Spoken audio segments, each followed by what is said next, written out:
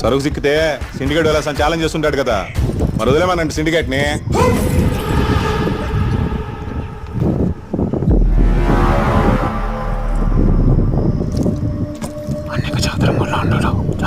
చెప్తాండ కదా అది సందనం కాదని.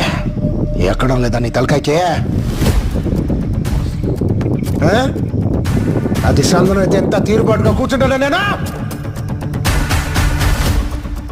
అది ఎర్ర సందనం అయితే నాకు పైసా వాటాకర్లా. అది సన్రా అయితే మా కాడ ఉన్న సరుకులో మీరు వాటాడుకోవద్దు.